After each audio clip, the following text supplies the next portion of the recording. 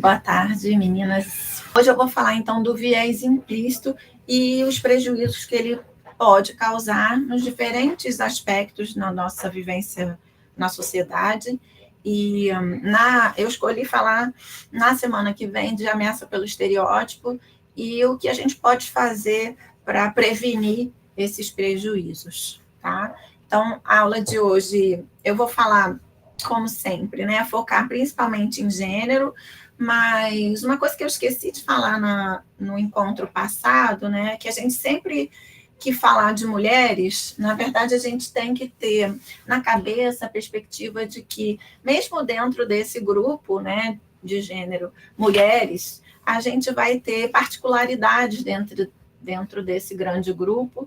Então, algumas mulheres são mães, outras não são, algumas são negras, outras são pessoas com deficiência, outras são mães de pessoas com deficiência, outras são mulheres trans, e cada uma dessas vivências são ou tem desafios um pouquinho diferentes, né? Então, a gente vai sempre estar pensando num aspecto que hoje em dia se chama de mulheridade, né? Ou mulheridades, onde a gente vai abordar mulheres, mas a gente não pode esquecer que dentro desse grande grupo tem mulheres com desafios um pouco diferentes umas das outras, né? E isso a gente pode discutir também melhor mais adiante, mas é só porque eu esqueci de falar isso na aula passada, e eu acho que isso é muito importante, né? A gente entender que mesmo dentro desse grupo, muitas vezes a gente tem pessoas que vão ter desafios maiores quando a gente compara, por exemplo, mulheres brancas com mulheres negras, que vão ter desafios diferentes, inclusive, né?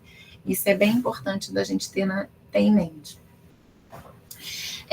Aqui para a gente hoje, particularmente falando de viés implícito, né, eu queria começar a comentar que quando a gente compara o grande grupo, né, de mulheres com homens, né, então esse gênero, abordar de maneira bem geral esse gênero, a gente tem dois problemas grandes com relação à nossa vivência na sociedade, mas particularmente no mercado de trabalho, né?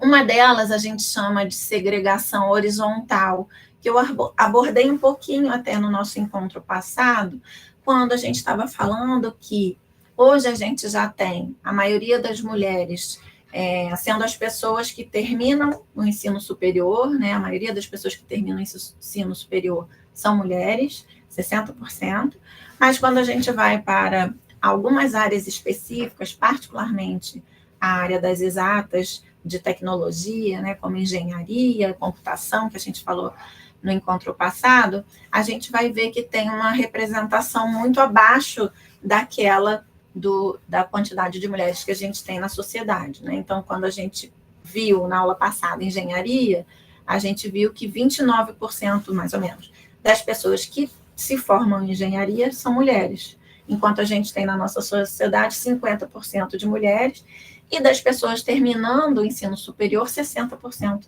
de mulheres. Então, essa aqui é uma segregação que a gente chama de segregação horizontal. Dentro dessa formação, né, profissional, a gente tem áreas com muito menos mulheres, né, que a gente chama de subrepresentação, então, nessas áreas, e isso é um grande problema, eu comentei também no encontro passado, já que essas áreas são áreas que vão ter uma visão um pouco diferente, né, dessa população de mulheres, já que a maioria, 70% das pessoas que estão terminando engenharia são homens, e têm vivências, né, de um homem na sociedade. Então, provavelmente a sua atuação profissional ela vai ser contaminada, entre aspas, né, com essas suas necessidades, a sua vivência propriamente dita.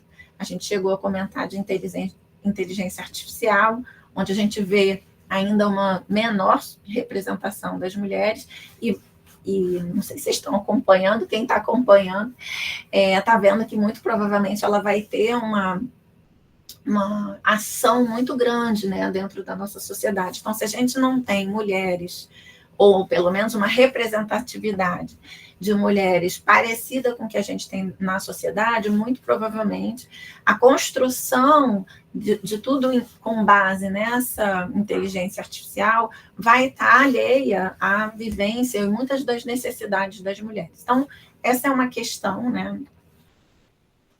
A outra questão a gente chama de segregação vertical.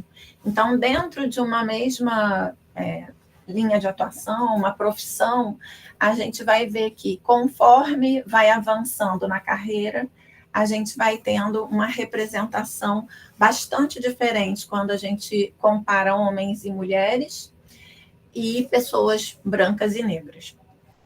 Então, aqui eu peguei o exemplo de um relatório de uma empresa que faz muito esses relatórios relacionados a gênero, raça, mas voltado para empresas privadas, né? Para fazer um mapeamento do que está acontecendo dentro do mundo privado, das empresas privadas mesmo.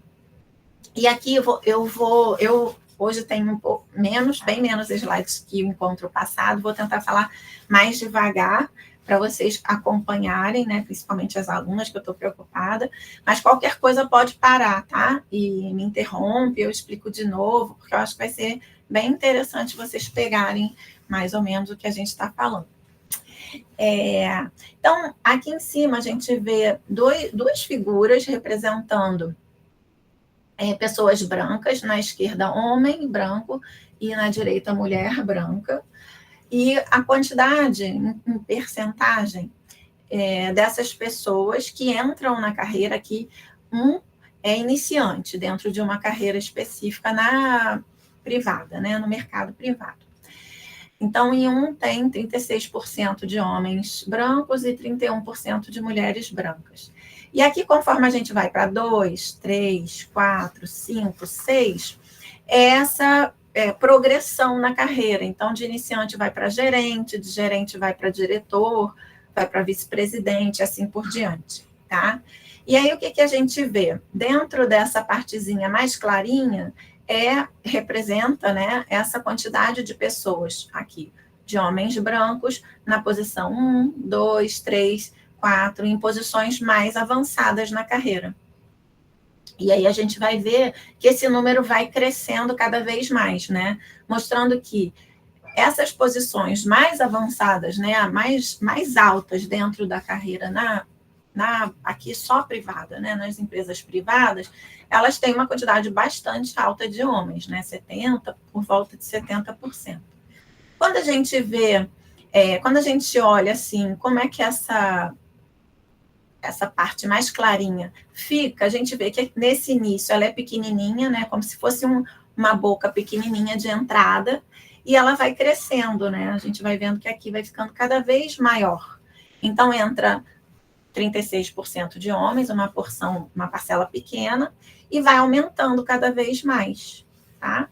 Quando a gente vai ver essa ocupação dos cargos, desde posições iniciais na carreira até posições mais avançadas na carreira, a gente vai ver que para mulheres brancas é diferente. Embora ela entre com uma porcentagem parecida, né, 31% em comparação a 36%, a gente vai ver que, com o avançar da carreira, vai ficando cada vez menos mulheres brancas, tá? Então, aqui em comparação a 70%, 67%, a gente vai ver 18% para mulheres brancas. Então, ao invés de aumentar, como a gente viu para os homens, a gente vai vendo diminuindo cada vez menos mulheres, ou seja, na carreira mais avançada, nas porções mais avançadas da carreira, a gente tem menos mulheres.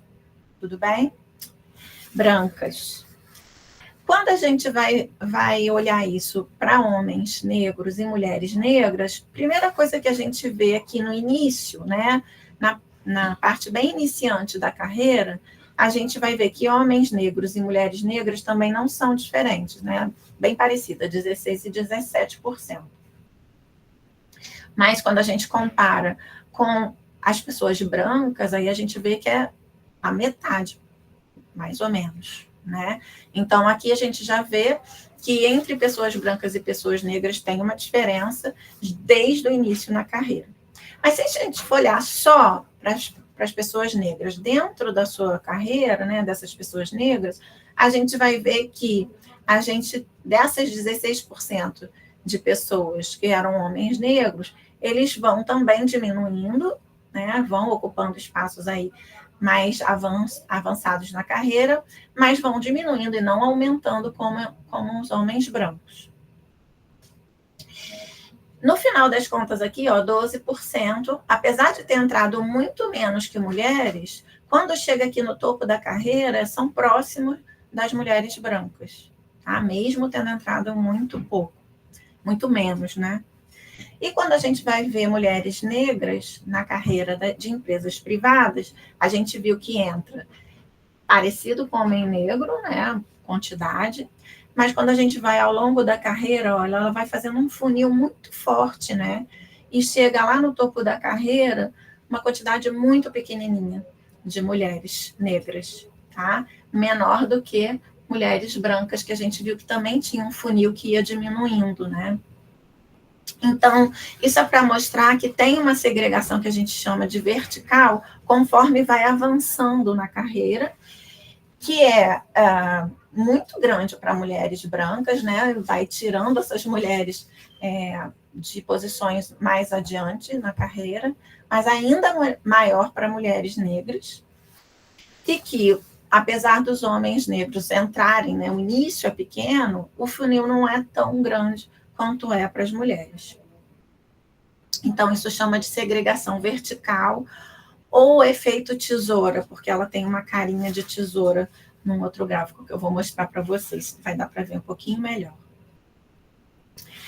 Isso não é específico só das empresas privadas, né? Eu vou dar o exemplo de política e na academia, na área das ciências.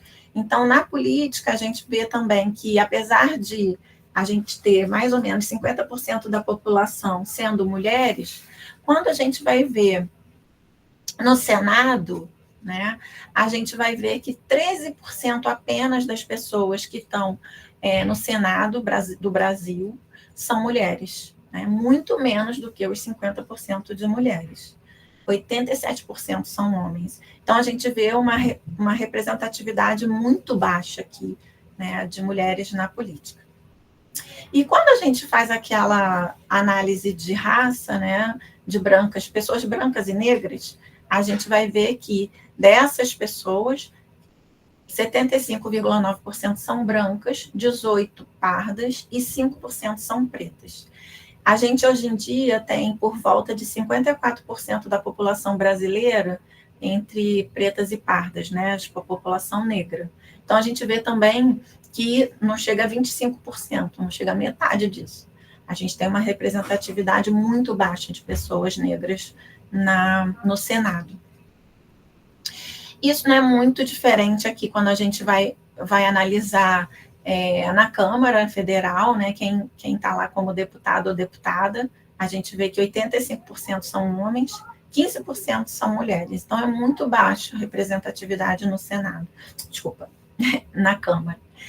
E aqui, quando a gente vê a representação de raça, aí a gente vê que é talvez mais crítico ainda, né? Muito baixa também para pessoas pretas, mas já pelo menos aparece amarela e indígena, né? Numa porcentagem muito baixa. Quando a gente vai olhar as análises de comparação entre posição,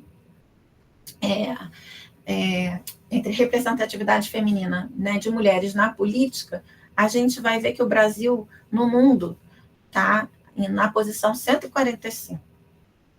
Então, a gente está muito, muito mal, né, em termos de representatividade de mulheres na política. Então, não é uma característica das empresas privadas. E na política, em particular, eu acho que é bastante importante a gente pensar sobre isso, porque são as pessoas que vão criar, que vão aprovar projetos, vão aprovar as leis, e essas pessoas, né, como homens, com a vivência de homens e não com a vivência da vida toda como mulheres, elas provavelmente vão ter visões diferentes das prioridades, das leis, de o que ela vai aprovar e assim por diante.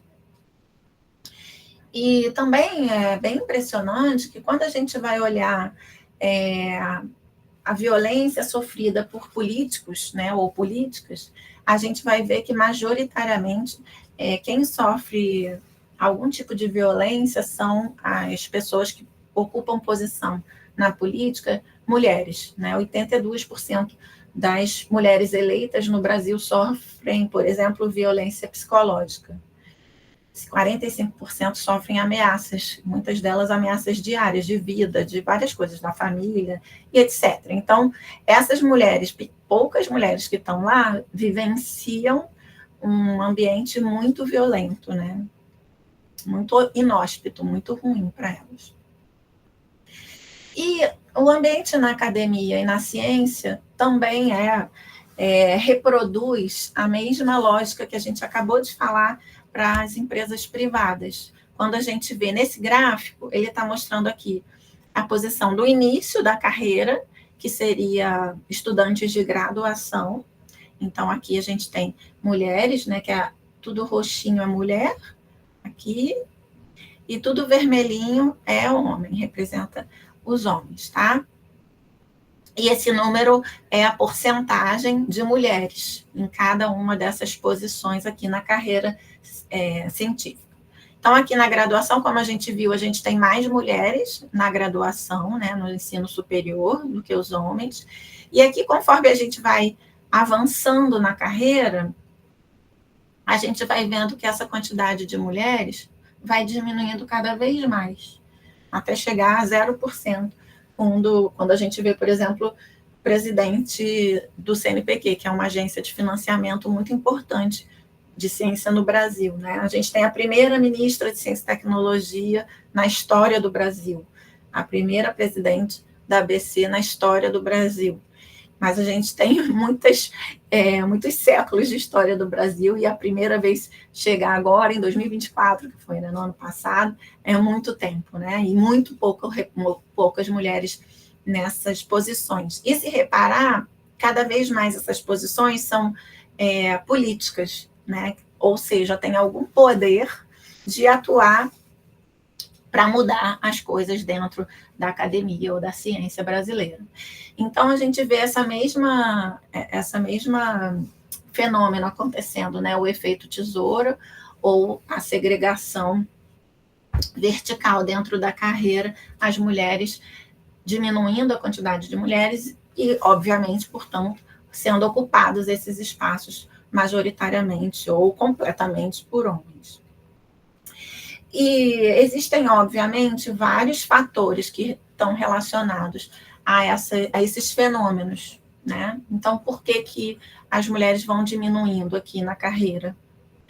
Então, por exemplo, a violência, né, que eu acabei de citar na política, ou o assédio dentro do trabalho, ou dentro da própria ambientes de ensino e pesquisa, é majoritariamente experimentado por mulheres, né? Todas as pesquisas que vão estudar quem são os alvos de violência institucional, ou de assédio, ou de algum tipo de violência psicológica dentro desses ambientes, as mulheres são a grande maioria das pessoas que são afetadas por isso. Então, quando você está em qualquer uma dessas posições, né, e a gente vai comparar a vivência dessas pessoas nesse ambiente, quem está sofrendo mais violência, né, que pode ser um assédio, mas pode ser microagressões, né, aquelas frasezinhas que incomodam, muitas vezes muito machistas ou racistas, que algumas pessoas acham que é brincadeira, mas elas são brincadeiras para quem está fazendo, muitas vezes para quem está recebendo a brincadeira, elas são microagressões. E esse ambiente, portanto, é um ambiente menos confortável, no mínimo, né, para as mulheres que estão recebendo esse tipo de... estão vivendo esse tipo de ambiente. Eu não vou falar sobre isso, eu vou comentar, mas eu não vou falar, tem muita gente estudando, é um fator muito importante que a gente não pode ignorar. Eu tenho toda uma vida na universidade tentando ajudar a enfrentar isso no nosso ambiente acadêmico, né, que é muito importante, realmente, é certamente um dos fatores importantes para a gente ver essa queda. Eu também gosto de citar a divisão sexual do trabalho. O que é isso? Quando a gente vai olhar todas as pesquisas que são feitas, olhando, né, tentando medir quanto tempo mulheres fazem tarefas em casa e homens fazem as tarefas em casa, né? A gente vai ver que tem uma divisão dessas tarefas, no sentido de que as mulheres vão trabalhar muito mais do que os homens por semana, lavando louça, varrendo casa, arrumando, fazendo faxina, etc. A maternidade, mas também o cuidado com as pessoas idosas, o cuidado em geral, também é um fator onde a gente vê uma diferença muito grande, né, de gênero, onde a gente vê majoritariamente as mulheres cuidando das crianças, as mulheres cuidando dos seus pais mais velhos, dos idosos da família. Às vezes não é nem filha, é uma sobrinha que cuida do tio, porque o filho do tio não cuida, enfim. Isso é muito comum na nossa sociedade. E ambos os casos, né, tanto o cuidado da casa quanto o cuidado de pessoas, elas tomam um tempo da vida de quem está atuando, né, de quem está cuidando da casa ou das pessoas. Ela não só tira, entre aspas, o tempo dessas pessoas para fazer outras coisas, dentre elas trabalhar também, mas ela também traz um cansaço, né, mental, que a gente chama de carga mental, que faz com que essa pessoa também fique mais irritada, mais, não necessariamente, mas possivelmente, mais cansada mesmo mentalmente para fazer as diferentes tarefas, com menos tempo. Então acaba que tem, muitas vezes é a mãe que vai faltar ao trabalho porque o filho está doente, e a gente tem, por conta disso, essas pessoas também sofrendo dentro da sociedade. Por exemplo, eu vou dar, inclusive, um exemplo mais para frente, de empresas, principalmente privadas, mas da sociedade em geral, punições por conta disso, né? Então, ela não vai ser contratada porque é mãe, muitas vezes em detrimento de um homem que é pai, mas muito provavelmente não é ele que vai, né, ter que faltar ao trabalho por causa disso. Mas, assim, para a gente aqui, eu vou até comentar, vou trazer um dado de cada um só para vocês terem uma ideia, mas a gente vai principalmente hoje falar sobre como o viés implícito de estereótipo de gênero e raça estaria envolvido também nesse fenômeno, né, de diminuição de representatividade das mulheres ao longo das carreiras, não só na academia, mas como a gente viu nas empresas também.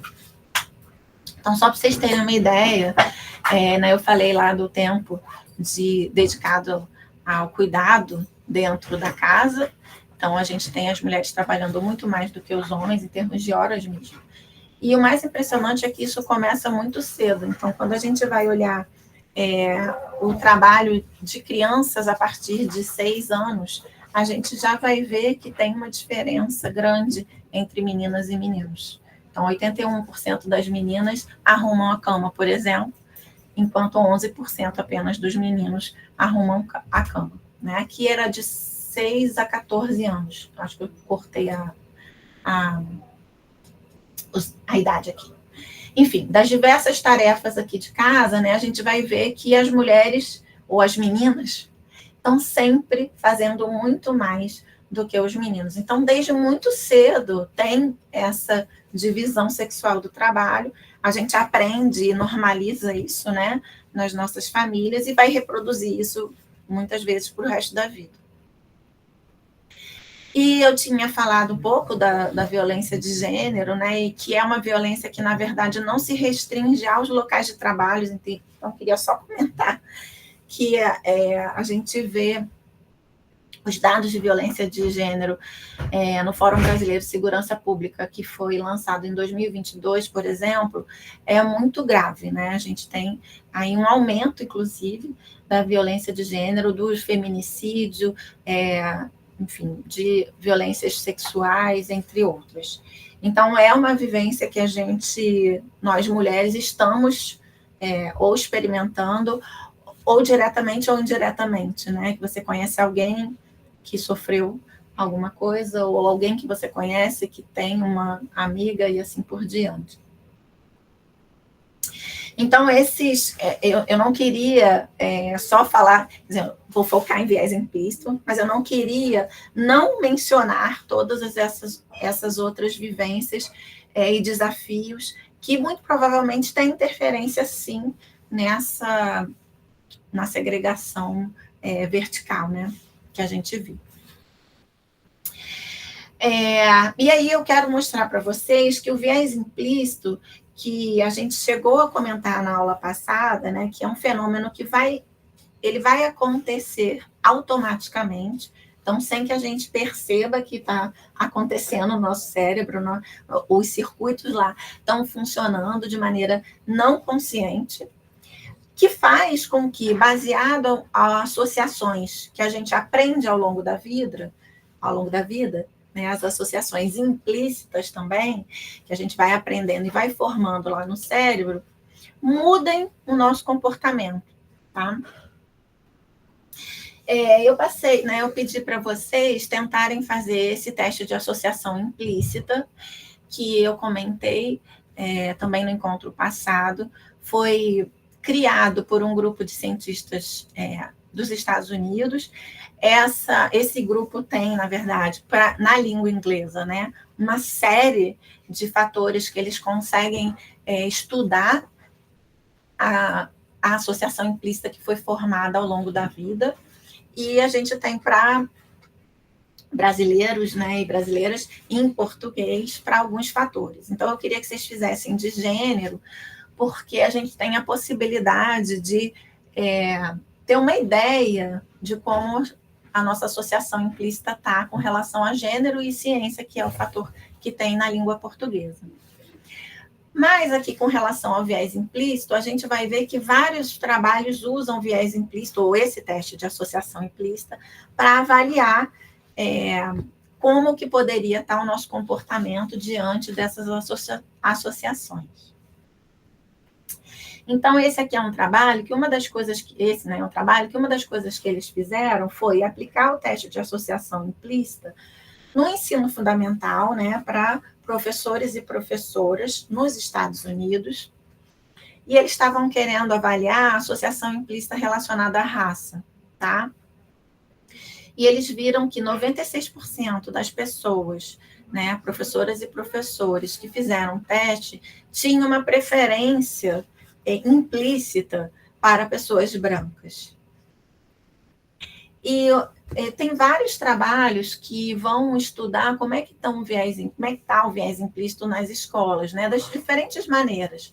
Então, aqui era meio que era meio que preferência automática, né? Então, lembrando que é inconsciente, né? A gente não está percebendo que isso está sendo processado dessa forma. Esse outro trabalho é muito interessante porque eles tentam ver, eles avaliam se as professoras e professores tenham um comportamento diferente diante das turmas, né, dos estudantes, das alunas e alunos, dependendo se, por exemplo, são pessoas negras ou pessoas brancas. E eles viram claramente que as professoras e professores têm melhores expectativas para alunos brancos do que negros. Então, tem várias maneiras de fazer isso, tá? Os docentes também faziam mais comentários positivos para as pessoas brancas, para os alunos brancos, do que para os negros, e menos comentários negativos para os alunos brancos do que negros. E se você perguntar para esses professores, eles certamente vão, pelo menos a grande maioria, né, vão dizer que não, que eles não têm melhores expectativas, que eles não faziam mais comentários brancos, que para ele aluno é tudo igual. Não é uma questão explícita de escolha do docente, tá, gente? Isso é uma coisa muito importante que eu cheguei a comentar no encontro passado e preciso reforçar aqui o tempo todo. Nada disso aqui é uma escolha, né? O professor ou a professora olhou para a turma, um aluno branco, ela olhou, esse aqui eu vou falar, né? Vou fazer um comentário mais positivo e esse eu vou fazer mais negativo. Não é. É uma reação automática diante das associações implícitas que a gente fez ao longo da vida. Os docentes também tinham mais falas positivas para alunos brancos, perguntas, encorajamento para alunos brancos em comparação para os alunos negros. Essa questão da expectativa, eu queria só comentar, porque é muito importante, parece bobo, pode parecer bobo, mas, na verdade, na própria psicologia tem um efeito que é chamado efeito camaleão, onde a crença de uma pessoa na outra, e a expectativa nada mais é do que isso, né, gera na outra um comportamento de maior tendência a adotar comportamentos para realizar essa crença, né? Então, a criação da expectativa de um professor diante de um aluno pode ser identificada de forma também não consciente pelo aluno, a fazer esse aluno adotar determinados padrões de comportamento, né? Que vão, então, fazer com que seja realizado mesmo essa expectativa, né, dentro do comportamento dos alunos. Então, a expectativa é muito importante mesmo.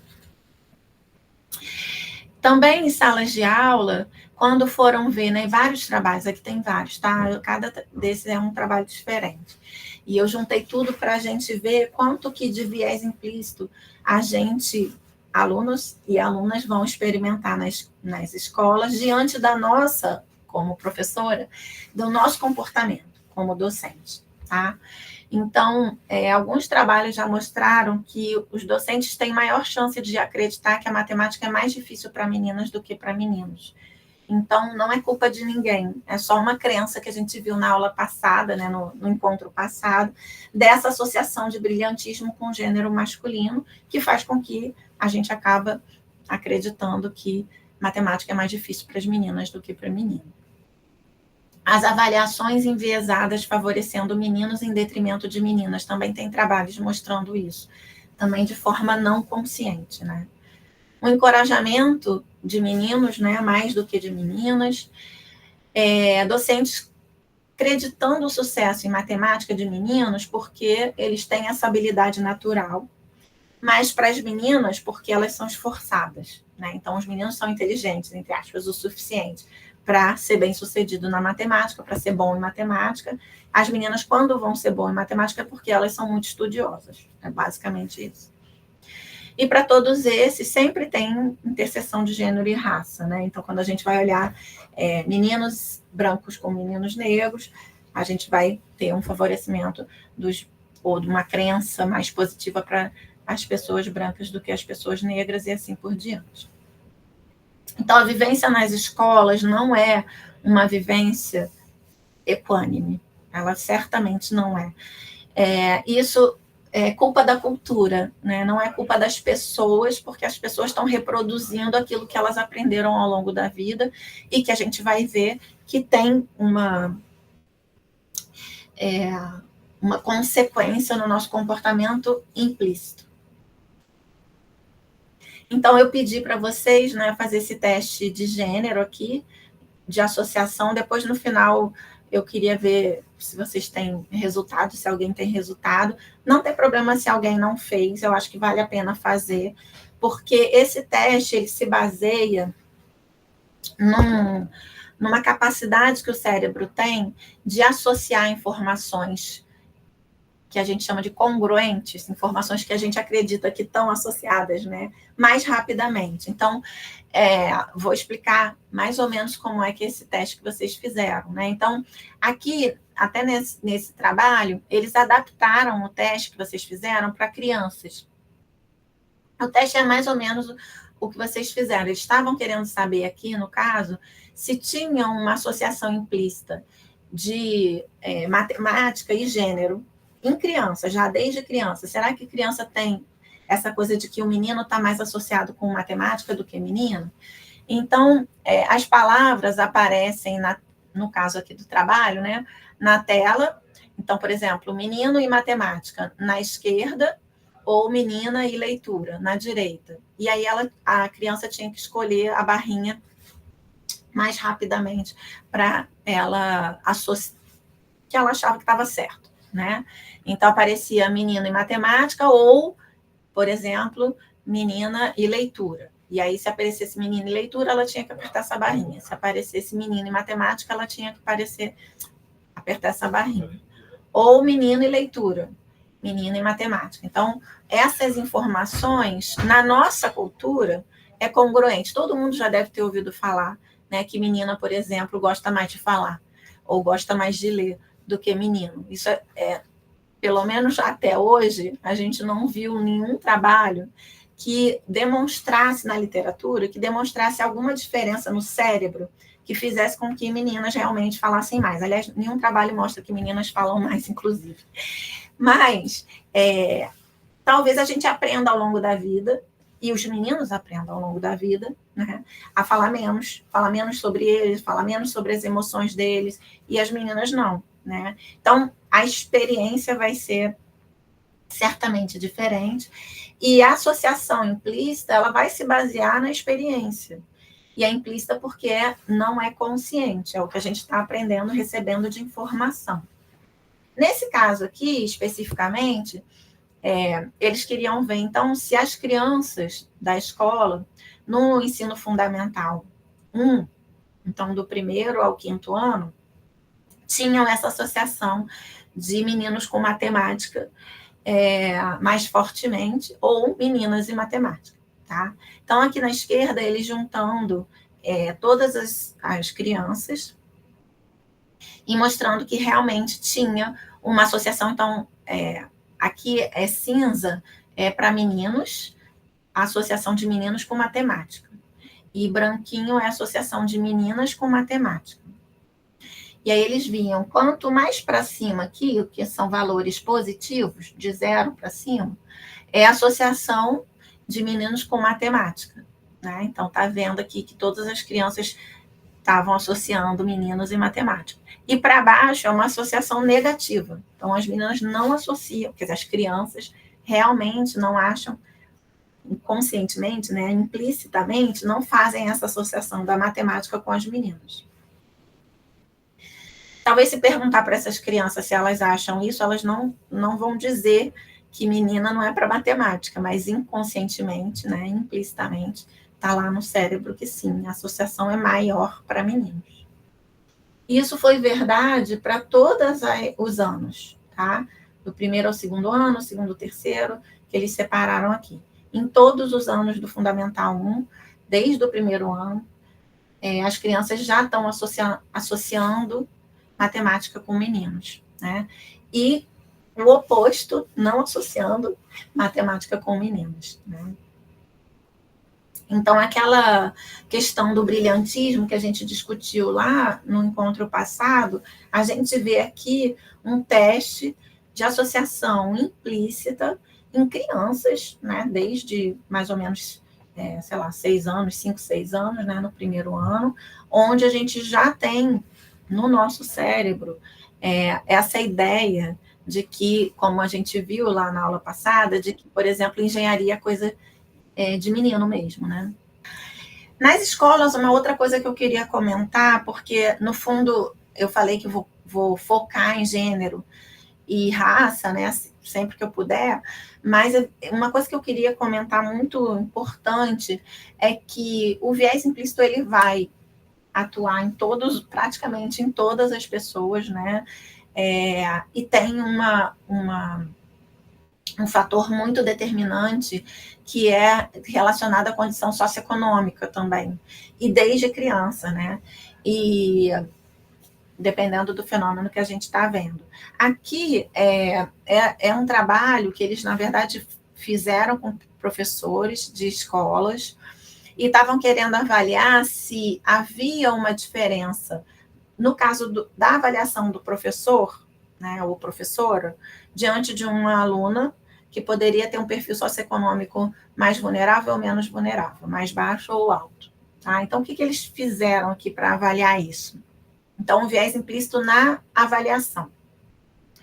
Eles chamaram professores e professoras para fazer uma análise de um vídeo de uma aluna que ela respondia várias perguntas. Eles faziam perguntas de várias áreas diferentes, né? Ciência, estudos sociais, meio que português, gramática, leitura e matemática. Então, diferentes áreas. Essas perguntas, na verdade, iam ser feitas aqui, nesse momento, no estudo. E as perguntas eram feitas de forma que tinha pergunta fácil, média, complexa.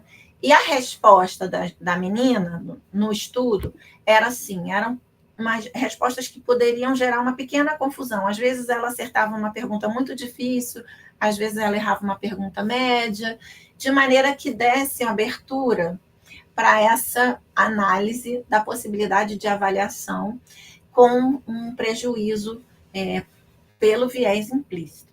Tá? E qual era o fator que eles estavam querendo analisar para ver se ia ter uma diferença na avaliação?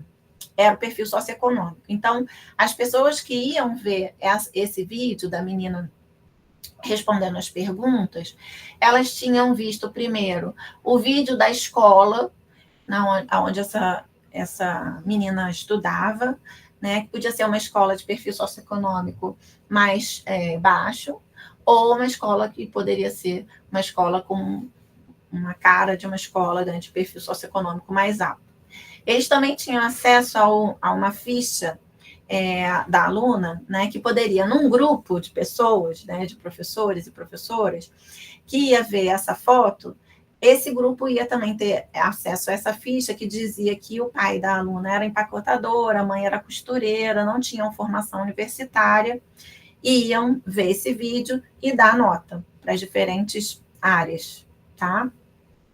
Enquanto um outro grupo de professores e professoras iam ver esse vídeo e ia ter acesso à ficha da aluna, que dizia que o pai era advogado, a mãe era escritora autônoma, ambos com formação universitária, iam ver o mesmo vídeo da menina respondendo as mesmas perguntas com as mesmas respostas, exatamente o mesmo vídeo, e ia dar nota, tá? Então, a gente estava querendo ver se essa avaliação, né, de habilidade nas diferentes áreas avaliadas ia depender ou ia variar dependendo do perfil socioeconômico.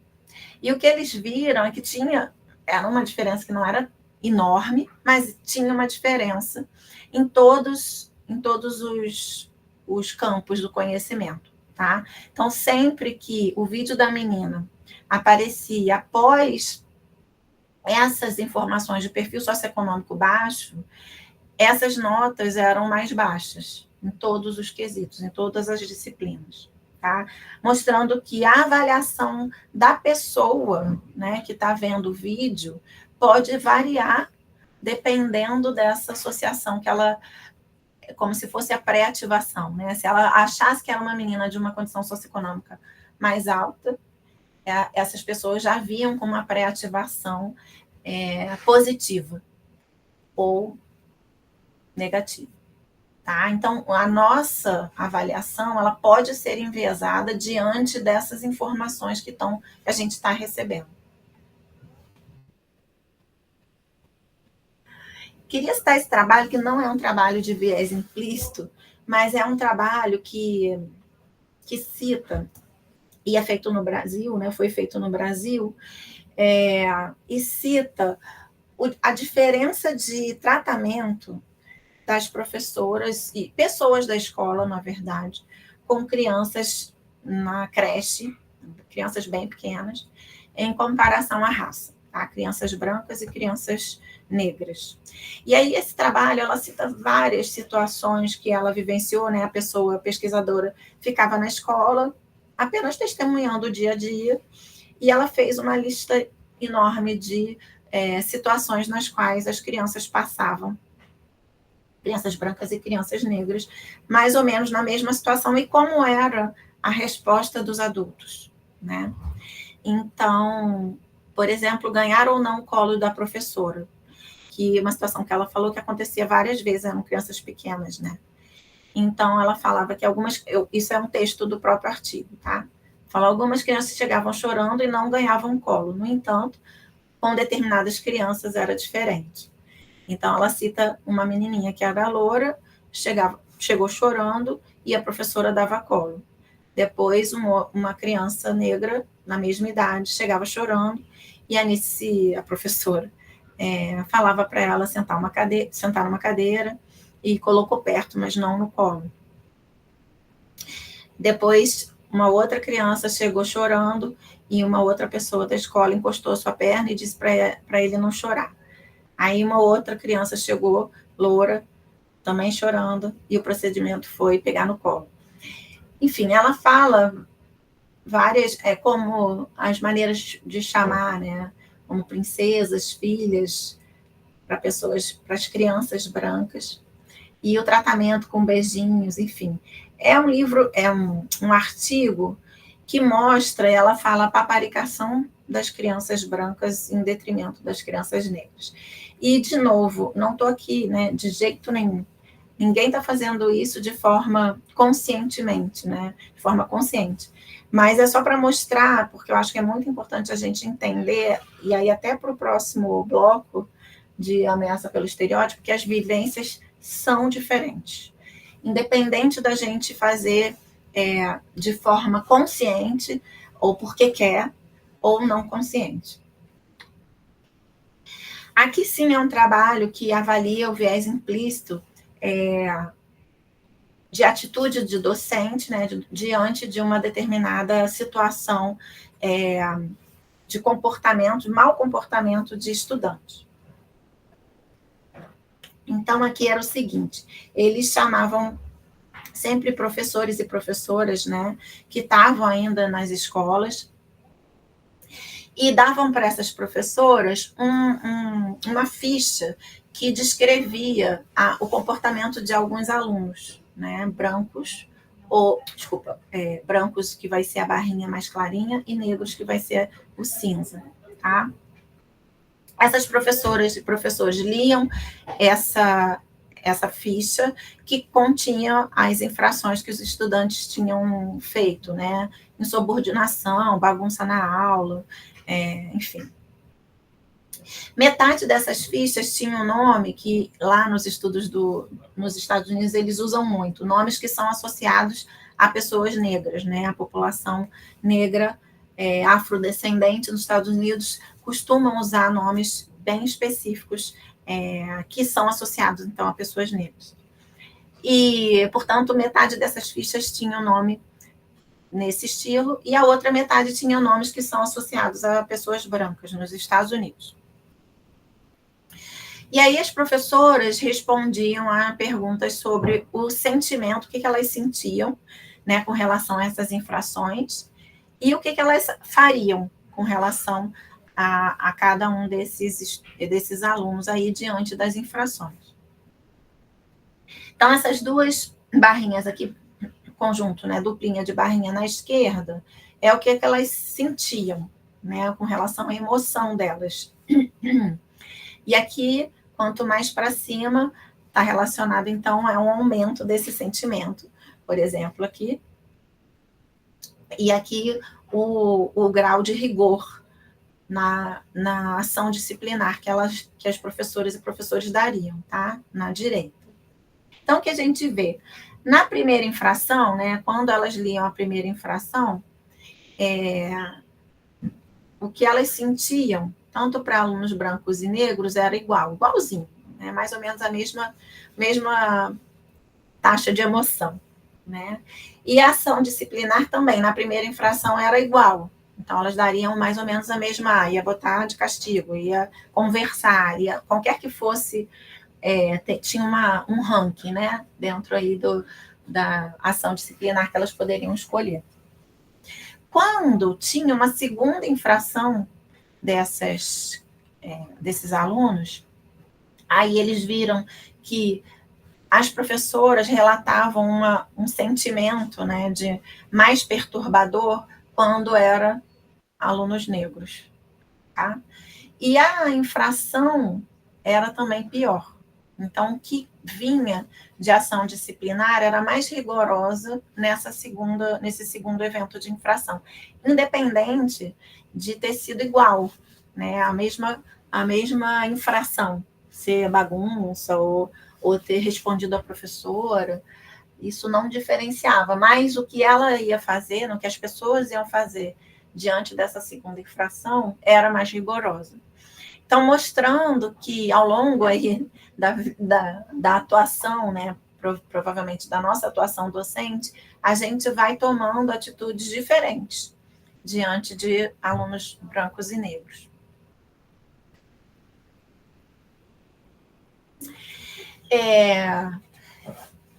Eu escolhi para falar para vocês de vários exemplos, tá? Então, falei de alguns exemplos nas escolas, vou falar um pouco de alguns exemplos no campo de trabalho. Esse aqui é um exemplo de viés de avaliação de currículo, tá? Então, nesse trabalho, não sei se as meninas sabem o que é currículo, né? As alunas sabem o que é currículo. A gente, conforme a gente vai atuando na nossa profissão ou na nossa vida, na verdade, a gente vai fazendo várias coisas, né? Então, isso vai criando uma história de vida dentro da nossa profissão. Aqui, eles criaram um currículo falso, então, que, na verdade, foi distribuído para vários professores e professoras de diferentes universidades, também nos Estados Unidos, esse trabalho. Era um currículo que era para ser avaliado para ocupar um cargo dentro do laboratório, tá?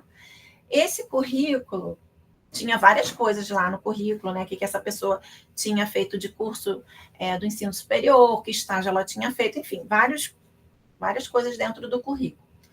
Só que eles fizeram o seguinte: para esse mesmo currículo, um grupo de pessoas, desses professores e professoras, que iam avaliar o currículo, iam receber o currículo com um nome de homem. Por exemplo, Carlos Antunes. E um outro grupo de professores e professoras iam receber esse mesmo currículo, só que tinha o nome de mulher, Carla Antunes. Lá era outro nome, tá, gente? Aqui é só para fingir que era um nome em português. Tudo bem? E eles queriam ver se esses professores e professoras, recebendo esse mesmo currículo, só que com nome de mulher ou de homem, se eles iam avaliar de forma diferente. Eles não sabiam, né, que estavam participando desse experimento, não sabiam que algumas pessoas iam receber um currículo com nome de homem, outras com nome de mulher. Eles estavam querendo mesmo, os pesquisadores do trabalho, queriam mesmo ver se quando a gente recebe um currículo, se a gente tem algum processamento implícito que faz com que a nossa avaliação seja diferente no final das contas. E aí, os pesquisadores que fizeram o trabalho separaram 3 grupos de coisas para avaliar, né, de aspectos para avaliar dentro desse currículo, que foi separado, eu traduzi, como competência, empregabilidade e tutoria. Tá? Capacidade de ensinar, tinha várias coisas, ele já tinha orientado alguém, etc. E a barrinha cinza escura é a nota dada para cada uma desses aspectos para os homens, para o currículo com nome de homem. E a barrinha cinza mais clarinha é a nota para o mesmo currículo, só que com nome de mulher. E o que a gente vê que a nota dada na média, né, para os homens, para o currículo que tinha o nome de homem, era sempre maior em todos os quesitos, né? Era muito maior? Não era muito maior. 4 para 3,2, 3,3, sei lá, por aí, né? Não era muito maior, mas é menor, só porque tem o nome de mulher. É justo isso? Não é de jeito nenhum, né? E muitas vezes uma diferença muito pequenininha é o suficiente para aquela pessoa ganhar aquela posição, né? Então, sei lá, no meu concurso, eu passei por 0,1 a minha nota de diferença da segunda colocada, né? Então, às vezes, uma diferença muito pequenininha faz toda a diferença na vida daquela pessoa. Então, obviamente que a gente não pode existir isso aqui, mas existe, tá? Aqui o resultado também, que é um pouco, enfim, é só para trazer a discussão, porque tem várias questões aqui. Mas eles também perguntaram se para esse currículo, né, que eles tinham recebido, quanto que que nesse caso os pesquisadores podem dizer quanto que vão pagar para essa pessoa dentro do laboratório, né? E aí aqui, em cinza escuro, é quanto eles falavam que iam pagar para o currículo com nome de homem e aqui quanto que eles iam pagar para o currículo com o nome de mulher, o mesmo currículo. E tá, aqui não sai do zero, odeio, eu não gosto muito disso, mas mostra que é diferente, e de novo, é o mesmo currículo, né? Porque implicitamente já essas mulheres, esse currículo de mulher já receberia um valor menor, né? E aí tem um rol enorme de coisas que a gente pode discutir com relação a isso, de currículo, né? Porque, por exemplo, nos Estados Unidos não tem licença maternidade.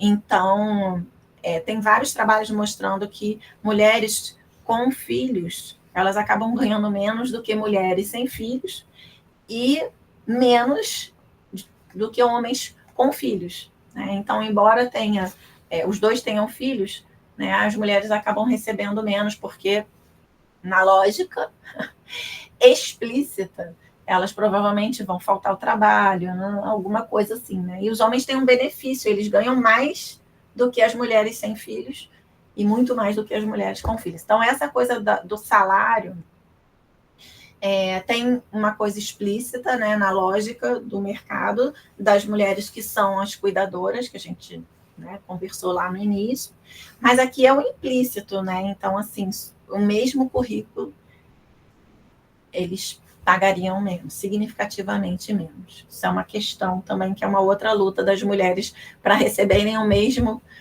valor, fazendo a mesma coisa. Ai, desculpa, tinha que ter passado.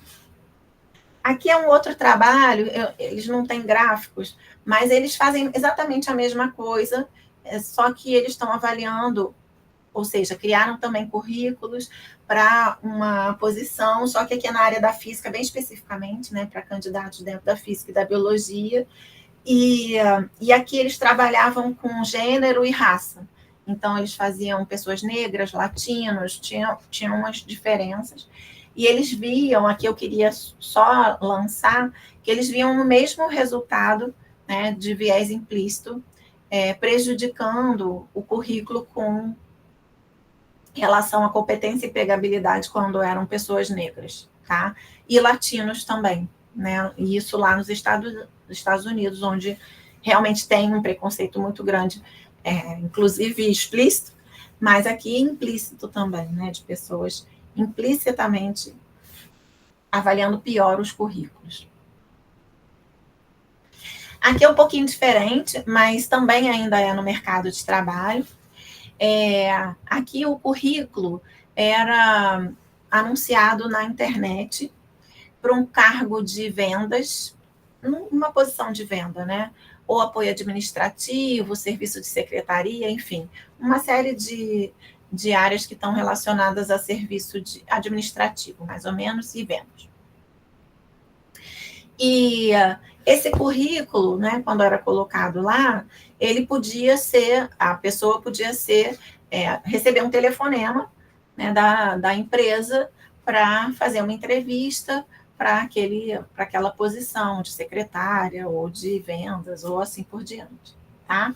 E o que eles estavam analisando nesse trabalho era o seguinte: se esse currículo tivesse o nome de pessoa branca ou pessoa negra, que eles usaram aquela mesma lógica daqueles nomes que são comuns nos afrodescendentes, né, nos Estados Unidos, ou relacionado ou muito associado a pessoas brancas, como Emily Gregg, por exemplo. Então, eles usaram esses nomes nos currículos, né? E aqui eles viam se essas pessoas brancas, no caso de homens, iam receber quanto de telefonema para chamar para entrevista, né? A taxa de retorno das empresas. Eu traduzi aqui, ela era callback, tá? Para pessoas brancas e pessoas negras, se fossem homens ou mulheres. Então, tanto para homens quanto para mulheres, a gente vê que para o mesmo currículo, a taxa de retorno, né, para chamar para uma entrevista, para essas posições, era menor do que para as pessoas brancas, tanto para homens quanto para mulheres. Então, da mesma maneira que a gente viu lá no currículo, a avaliação implícita aqui está prejudicando, no caso aqui, as pessoas negras no mercado de trabalho, né? Então, tendo o mesmo currículo. Então, não estamos saindo do mesmo lugar, né? Como muita gente fala. Não, a gente está saindo do mesmo lugar, é só você batalhar. Não necessariamente a gente está saindo do mesmo lugar, porque para o mesmo currículo, o viés de avaliação pode prejudicar mulheres e pessoas negras no mercado de trabalho já desde o início. Eu vou passar esse aqui porque eu acho que é um pouquinho complicado para as meninas, mas era só para mostrar que na nossa área, na academia aqui, né, na ciência, os nossos trabalhos a gente tem que publicar. E essa publicação, ela normalmente é como se vocês fizessem um trabalho na escola e mandassem para a professora, né? Só que no nosso caso, quando a gente manda para a revista, onde vai submeter para ver se vai publicar ou não, se vão aprovar ou não, né? Essa revista pode ter a professora que vai ver, né? Que a gente chama de avaliador ou avaliadora, ela pode só receber o trabalho sem saber quem escreveu, né, o trabalho, ou da onde é, ou ela pode receber o trabalho com o nome, com da onde essas pessoas são, qual a universidade, qual o estado, e assim por diante, tá? Então, nesse trabalho, eles queriam saber se esses avaliadores, recebendo o nosso trabalho, será que, se tiver o nome ou não tiver o nome, faz diferença para a publicação de trabalhos de mulheres ou de homens, né? E eles viram que sim, tá? Então, comparando uma época da revista que eles faziam essa revisão, que a gente chama ainda de revisão cega, né? Na verdade, é um nome a ser alterado, mas a gente ainda chama de revisão cega, que é a revisão que é como se vocês, alunas, tivessem mandado o trabalho para a professora, mas ela não pudesse ver o nome de vocês. Só ia ler o trabalho e ia dar nota, tá? É assim que acontece. E em comparação com uma época dessa revista que a gente mandaria o trabalho e os avaliadores iam ver todas as informações, nossos nomes, de onde a gente é e tudo mais, tá? E o que eles viram aqui, quando a revista passou a fazer essa avaliação cega, né, sem os avaliadores saberem de quem era o trabalho, mais mulheres conseguiram publicar os artigos, tá, do que homens. Então, mostrando que essa correção, né, essa avaliação do trabalho, é uma avaliação que pode ter um viés implícito que prejudica a avaliação dos trabalhos de autoras mulheres. E hoje eu sempre falo isso, hoje eu tento ler as provas dos meus alunos sem ver o nome, né? Tentando não saber de quem é que eu estou corrigindo a prova, porque a gente sempre tem, eu tenho certeza que a gente tem um viés de avaliação, por exemplo, que pode prejudicar os bagunceiros, né? Porque eles estão lá atrapalhando a aula e tal. Eu imagino que o viés implícito seja de prejuízo desses alunos. E eu estou brincando, mas eu realmente tenho essa preocupação hoje em dia. Tudo que eu posso fazer de avaliação, que dê para fazer, sem olhar, identificar os nomes das pessoas, eu tento fazer. Porque essa é uma das formas pelas quais a gente pode tentar evitar o prejuízo, né, implícito que a gente pode estar tendo nas avaliações no nosso dia a dia de trabalho, né? Um outro exemplo que eu trouxe para vocês que era interessante é o seguinte: eles fizeram um trabalho avaliando a quantidade de músicos que eram contratados para uma orquestra sinfônica, para orquestras sinfônicas, né, de um determinado lugar lá na Europa. Quando a prova para a entrada nessa orquestra passou a ser uma prova que os avaliadores não viam a pessoa que estava tocando, tá? Então, não sei se vocês já viram, até hoje se faz assim, né? Pelo menos na Europa, certamente. E aqui no Brasil, em algumas também. Os avaliadores ficam na plateia, né? São músicos lá da orquestra, ou convidados, e quem vai tocar vai ficar lá no palco com uma tela na frente. Então, a pessoa entra, vai tocar e vai sair, e os avaliadores não conseguem saber se era uma mulher ou era um homem. Inclusive, até mudaram ao longo da história aí o sapato que a pessoa vai entrar, porque uma época mostraram que as mulheres que vão mais de sapato alto faziam um barulho que também prejudicava a avaliação, porque associavam com mulheres. O fato é que, quando eles passaram a fazer essa avaliação com essa tela na frente, né, sem, então, os avaliadores saberem se era homem ou era mulher, aumentou em 50% a chance das músicas mulheres avançarem nos testes, e 30% a mais de contratação de mulheres músicas em comparação à ausência da tela. Então, mostrando que a avaliação que as pessoas estavam fazendo daquele músico estava sendo enviesada, né? Estava prejudicando as mulheres só por causa do nosso viés implícito, tá? Bom, poderia ser explícito também, né? A gente não tem, nesse caso, muita chance de saber se existiam algumas pessoas, avaliadores, que tinham esse preconceito. Mas como eram muitos, né? Então, 14 mil indivíduos, aí a gente começa a acreditar que realmente não eram tantas pessoas assim avaliando com um preconceito explícito, né? Eu vi que eu achei que eu fosse ser bem mais rápido. Vou passar um pouquinho mais rápido aqui, mas só para dizer para vocês que tem muitos trabalhos na área da saúde mostrando prejuízo implícito, né, na atuação dos profissionais da saúde quando se trata de gênero e raça, tá? Então, muitos desses trabalhos, como esse exemplo que eu tirei aqui, porque é de uma revista muito, muito famosa na área da medicina, e, portanto, tem essa crença, né, dos médicos de que ela é muito séria, e isso dá credibilidade a esse trabalho, mas que tem muitos e muitos outros. Eles criam uma história, né, de cada paciente, e dentro dessa história de cada paciente, eles criam pacientes que teriam, por exemplo, uma determinada, nesse caso aqui, uma determinada condição que deveria ser recomendado um procedimento médico, que chama cateterização, tá? O cateterismo.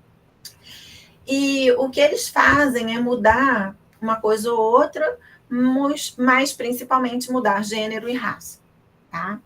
Nessas histórias que os médicos iam avaliar e dizer se era ou não para fazer o cateterismo, o procedimento, né? E o que eles viram é que aqui a gente vê mulheres recebiam menos recomendação do que os homens brancos, né, do que os homens, mesmo tendo a história médica semelhante. E quando a gente compara a raça, né, brancos e negros, a gente vê mais ou menos a mesma proporção, né? Pessoas negras recebendo menos recomendação da intervenção médica do que as pessoas brancas, embora a história médica fossem exatamente iguais, né, ou muito parecidas, de maneira que teria que ter a indicação igualmente, tá? Então, a gente vê vários trabalhos assim, tá? Mostrando as indicações de intervenções ou dos cuidados nas diferentes áreas de atuação dos profissionais da saúde, tendo um prejuízo de mulheres em comparação a homens e pessoas negras em comparação a pessoas brancas. Nesse trabalho mostra o acesso a analgésicos, né? Então as pessoas chegam com diferentes dores lá nos hospitais, e ao longo de muitos anos eles veem que as pessoas brancas recebem maior porcentagem de pessoas brancas recebem os analgésicos para as dores, para as mesmas dores, do que as pessoas aqui não brancas, né? Porque poderiam ser negras, asiáticas, enfim. E isso remete, inclusive, um comentário que eu fiz no encontro passado, quando eu falei da escravização, né, das pessoas negras, e que e que criou esse estereótipo das pessoas negras terem menos dor, né? Porque, muito provavelmente, de tudo que a gente viu de foto, de desenho, de imagem, os filmes que mostram o que essas pessoas passavam naquela época, e muito provavelmente cria essa ideia, essa associação implícita de que elas são mais resistentes à dor. E não tem trabalho na literatura mostrando isso. Nada na fisiologia mostra que há diferença de resistência à dor entre pessoas brancas e negras, tá? Então, isso é um estereótipo implícito que prejudica as pessoas negras nesse caso, porque elas vão ter menos acesso aos analgésicos, tendo a mesma dor que as pessoas brancas. É muito grave. E tem alguns trabalhos mostrando que isso acontece, inclusive, na pediatria, né? E alguns trabalhos que avaliam a interação médico-paciente. Então, mostrando que existe diferença quando esse paciente é uma pessoa negra em comparação a quando esse paciente é uma pessoa branca, em diversos aspectos do atendimento. E, de novo, não acredito, né, não estou falando de pessoas que conscientemente fazem esse tipo de mudança, né? Pode até existir pessoas que sim, mas eu não estou falando dessas pessoas. Estou falando sempre do viés implícito diante dos estereótipos implícitos que a gente aprende ao longo da vida. Então, a conversa no atendimento menos centrada no paciente negro, um tom afetuoso maior para pessoas brancas, os negros aguardando mais tempo no atendimento e o atendimento sendo mais rápido, enfim, várias diferenças no atendimento que esses trabalhos conseguiram pegar, né, quando a gente compara entre pessoas negras e brancas. Esse trabalho é um trabalho brasileiro que não faz uma avaliação de viés implícito, tá? Ele, na verdade, está trazendo só dados de acesso à anestesia e cuidado de mulheres grávidas ao longo da gravidez e no parto. E ela avalia e faz essa comparação para mulheres pretas, pardas e brancas, tá? E eu trouxe aqui para pessoas pretas, porque, na verdade, o que eles veem nesse trabalho? Eles veem que as mulheres pretas, elas têm maior risco de ter um pré-natal inadequado e não ter o acompanhamento na hora, um acompanhante, né, na hora do parto, que é garantido por lei, mas que muitas vezes, na hora do parto, os profissionais que estão atuando ali meio que barram a entrada do acompanhante, e isso acontece mais para mulheres pretas do que para mulheres pardas, e que para mulheres pardas mais do que para mulheres brancas. Existe uma escala aqui que eu estou chamando de viés implícito, né? Mas, na verdade, é um dado. As mulheres negras têm maior peregrinação para parto, então, indo de um hospital para outro até conseguir um hospital com vaga, que ela possa se internar, menos orientação durante o pré-natal, e aqui, que eu acho que está relacionado com aquilo que eu estava falando, menos anestesia, né, na hora do parto.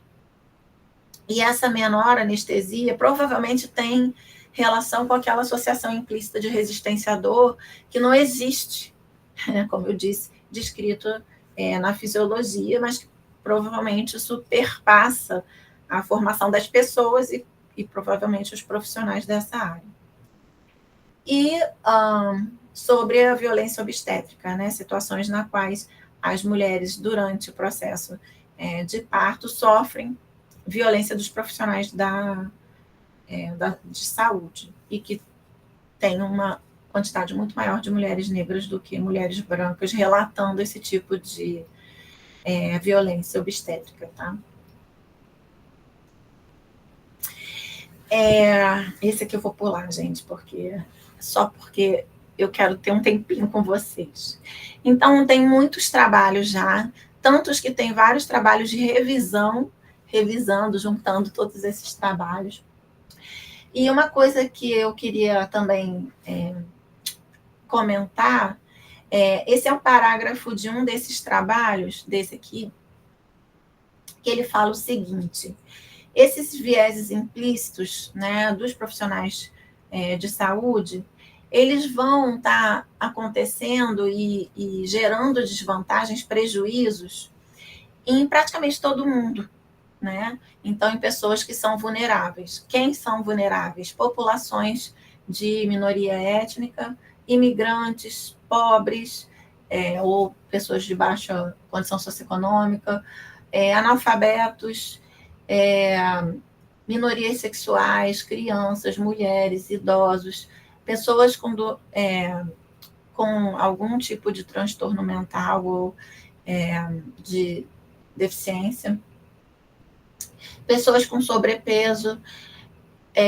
enfim, quem sobrou, né? Então, todas essas pessoas têm informação que elas têm um prejuízo de acesso à saúde e, portanto, a gente precisa lutar para praticamente todo mundo, né? A gente vai aí, nesse caso, ter os homens brancos, heterossexuais, cis, provavelmente ricos, enfim, tendo menor viés implícito, que prejudique o acesso à saúde e todos os outros, né? Então, quando a gente luta pelas mulheres, muito provavelmente a gente está lutando por muitas outras pessoas, porque se a gente está lutando pelas mulheres, a gente também vai estar lutando pelas mulheridades, né? As mulheres imigrantes, as mulheres analfabetas. Isso tem que estar na nossa lógica, inclusive, né? O tempo todo. Isso eu acho que é muito importante, né? Embora eu acho que a gente lutando pelas mulheres, a gente está levando todo mundo junto.